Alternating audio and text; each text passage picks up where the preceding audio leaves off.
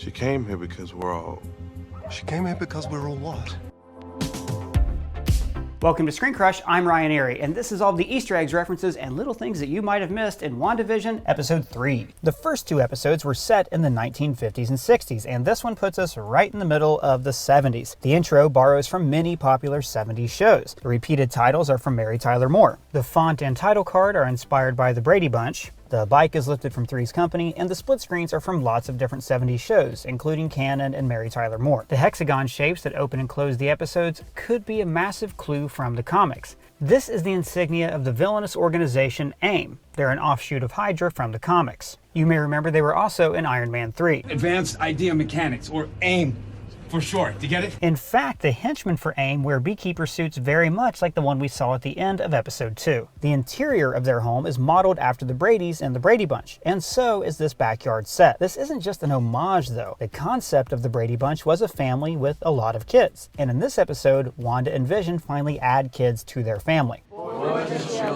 Also, in the opening credits, you can see the gazebo from Episode 2 and the glamorous magazine that we saw in Episode 1. This, of course, is a play on the magazine Glamour, but that word can also mean a spell or an illusion, just like Wanda has created an illusion around the town of Westview. And did you notice that the model on this magazine cover is wearing a dress very similar to Wanda's costume from the comics? Now, all through the episode, her dominant color is red, an homage to the red energy she shoots in the MCU and her superhero uniform. And also, Vision wears a green and yellow tie, the color of his costume in the comics. Red is also a very important color in this show. It appears on the toaster, the blood on Dottie's hand, the helicopter, and it's the first color we see when reality is colorized. Personally, I think red implies a connection to the real world. And as Wanda lives through this illusion, it is red objects that slowly pull her back toward reality. Oh, there goes gravity! Now we also get our first close-up in-color look at Agnes's brooch. Now I've pointed out in several videos that she's probably playing the MCU version of Agatha Harkness. In the comics, Agatha's an actual witch from the Salem days who is Wanda's mentor. Now what's interesting is that the brooch seems to show three figures, or maybe three sisters, who could be three witches like Agatha. Now where have I seen three witches before? Just a bunch of hocus pocus!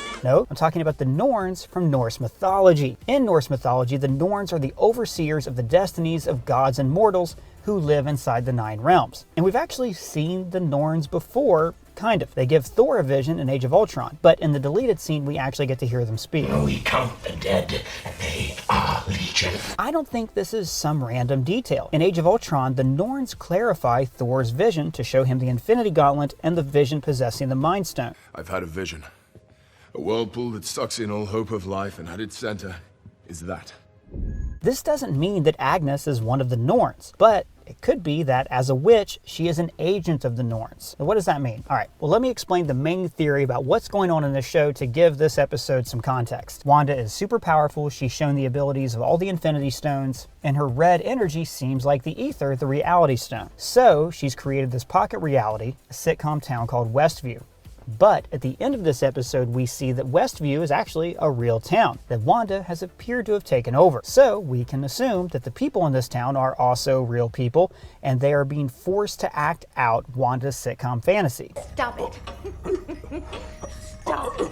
I mean, maybe Wanda's forcing them, or it could be another mystery villain. Now, if Agnes is Agatha Harkness, and if she does have a connection to the Norns, this could explain how she and Wanda actually met. At the end of Endgame, Wanda seems to sense the presence of Vision.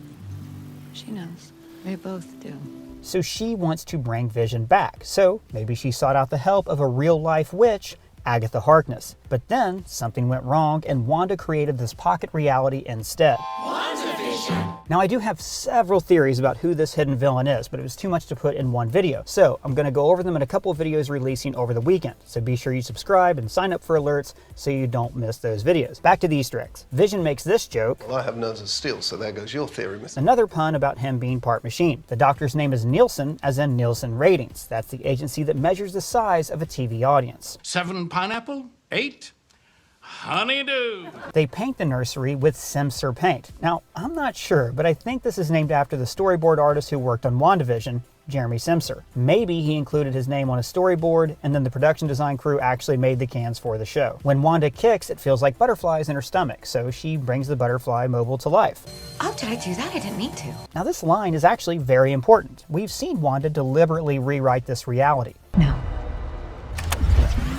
But this episode shows that she also controls the reality subconsciously, both in her own home and all over town. Somehow, all the pipes in my ceiling burst at once, and I gotta bail myself out. Wanda and Vision argue over the names Tommy and Billy. Now these are the names of their twins in the comics. Wanda likes the name Tommy because... Nice classic all-American name. In our episode 1 Easter egg video, I theorized that Wanda grew up watching American sitcoms, and this is her idea of a normal American life. So this is the fantasy world that she has created for herself. But Vision wants to name the baby Billy after William Shakespeare, and there's a couple Easter eggs here. In the comics, Vision's son Vin was obsessed with the Shakespeare play The Merchant of Venice. But also, listen to the famous passage he quotes from As You Like It. Named after William Shakespeare, all the world's a stage, all the men and women merely players. Taken quite literally, this could mean the people of Westview. They're acting out the part of a sitcom like players on a stage. There are also 2 interesting paintings in their living room. Now let's assume that nothing in this reality is added accidentally or just because it looks pretty. For instance, Twitter user Wizard69 pointed out to me that this painting in the last episode looks like Strucker's Castle in Sokovia. This one depicts a butterfly in a field of tall grass. Since Wanda brought butterflies to life earlier, this could be to symbolize the creation of life, spreading pollination and procreation. But butterflies are also a symbol of transformation. Time to pay the piper, Venture! Just as Wanda is transforming this town, as she herself is being transformed into a more powerful being. And this dilapidated city could be the capital city of Sokovia that was devastated in Age of Ultron. And this piece is the most fascinating. Red, orange, and green colors, symbolic of Wanda and the Vision, colliding into an X. And you know what that means? This is your mom. You know, I've been pointing out your mom in Easter egg videos for more than a year now, so I've decided to take the next step forward and find your mom in other momentous works of art. That's why I started thatyourmom.com. Built by Squarespace, the sponsor of this week's video. My one major resolution this year was to create a fun educational website, and Squarespace has allowed that dream to come true. It's so easy to use, contained within the browser, no plugins, no updates, no patches, ever. Now I can showcase a variety of media where I found your mom. So I'm actually new to building a website, so this is all still pretty raw. You can check back in with me each week and let me know what improvements you think I should make. And actually, you can tweet a suggestion to me through the site, because Squarespace makes it easy to connect your socials to your web page. But Squarespace doesn't help just me. This platform is great for everyone, artists, musicians, business owners, to empower everybody to find your mom. Let's face it, it's 2021, there's no more excuses for not building your own website. Squarespace is offering Screen Crush fans a free trial at squarespace.com/screencrush, and use the code ScreenCrush to get 10% off your first purchase. Or click the link in the description to sign up. Who knows, maybe someday you'll create a website that points out my mom. That's squarespace.com/screencrush and use the code ScreenCrush to get started today with 10% off your first purchase. On to more Easter eggs. In the kitchen, we see Koi Soap, a play on Joy Soap, and we actually saw this soap advertised in the newspaper back in episode 1. So this is showing that Wanda is susceptible to advertising. Remember that for later. This is also the first name of the X-Man Karma, who, like Wanda, is an immigrant with the ability to control minds. And also notice that Wanda is cutting up the pineapple that Agnes delivered in episode 1. So even though decades of TV have passed, it's only actually been a couple days in WandaVision land. Last week, I talked about how the entire town seems to be subliminally willing Wanda and Vision to have children. For the children. For the children. You can even see this in scenes that Wanda and Vision don't even appear in. This newspaper headline talks about 2 fire hydrants being installed, just like Wanda's about to have 2 babies. And you can see 2 baby cherubs here. So I think that whatever entity is controlling Wanda doesn't want her, it wants her children. Let me know your theories down in the comments, but like I said, I'm going to drop mine in a couple videos over the weekend. And the paper here also features an ad for TV sets. A similar ad appeared in episode 1. I think to also subliminally sell Wanda on the idea that TV is good, that this TV world is good. Disney Plus also released 2 vintage posters in the form of TV ads. This one, Made in the Shade, is a reference to Vision's secret identity, Victor Shade. But this one says, a signal so good you'll think you're in a dream. Now that's interesting, because that's what TV actually is. A box of dreams in your living room that lets you live in fantastical realities that you can never possibly live out yourself. Oh boy, sleep! That's where I'm a Viking!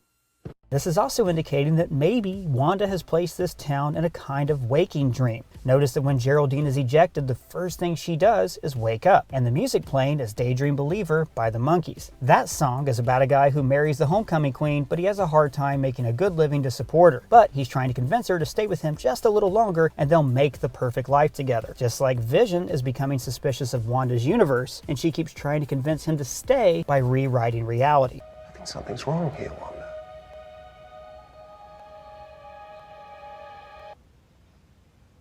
Yes, I know what you mean. And by the way, we first saw Wanda use the Mind Stone to control the Vision here.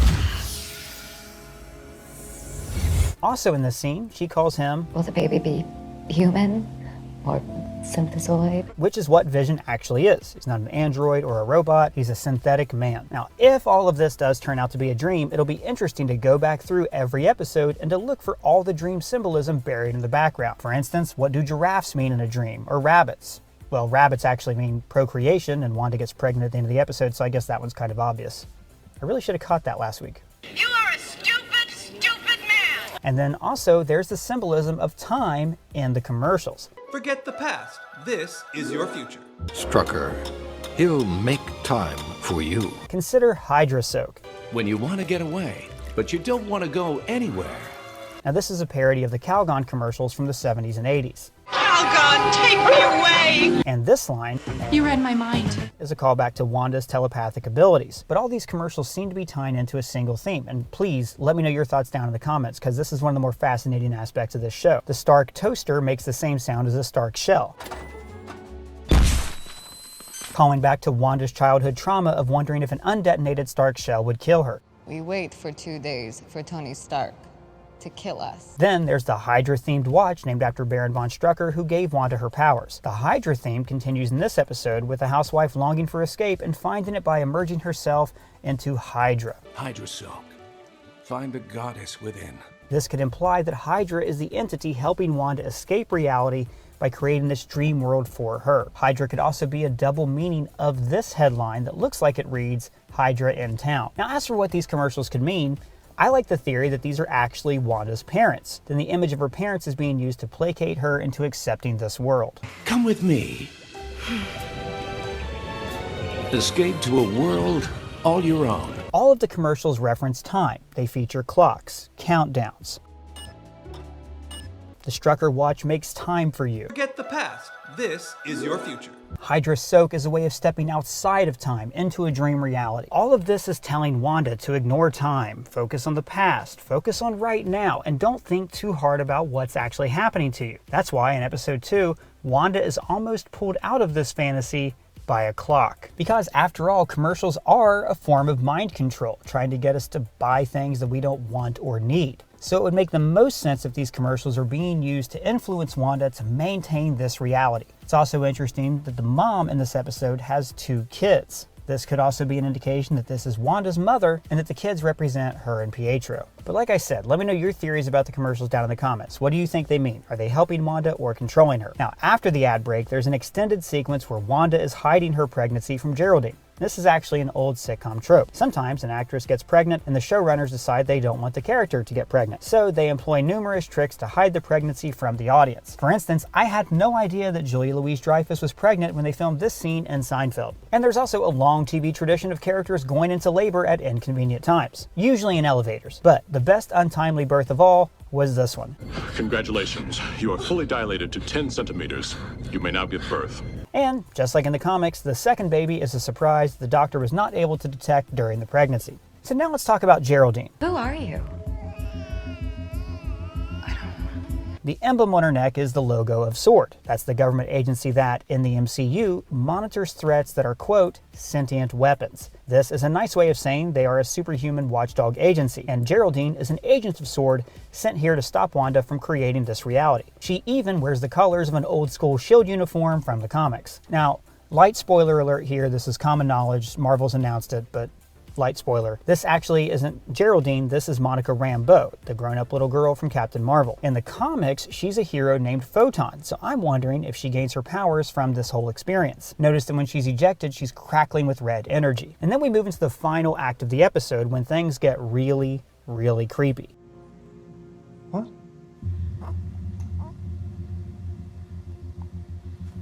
What did you say? It all starts with Dr. Nielsen. So hard to escape. Hard to escape because Wanda has trapped everybody here. But here's something interesting. When people are actually around Wanda, it seems like they have no choice but to act like a sitcom character. I assure you, I don't mean anyone any harm.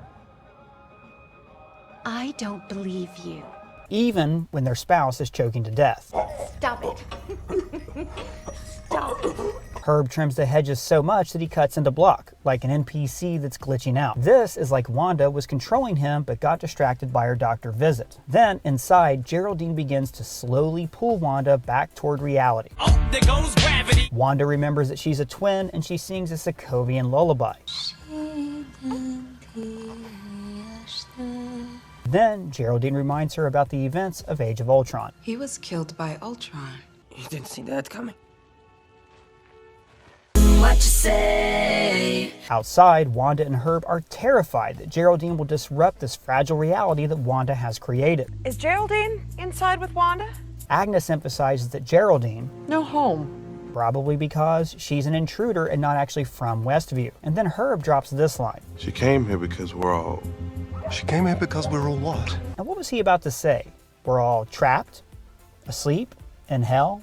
Maybe we're all imaginary? The show's central mystery hinges on this one sentence, so tell me what you think he was going to say down in the comments. And this whole creepy scene plays like the Twilight Zone episode It's a Good Life, where adults are terrified of an all-powerful brat. Why, Anthony's television is the best television we've ever seen.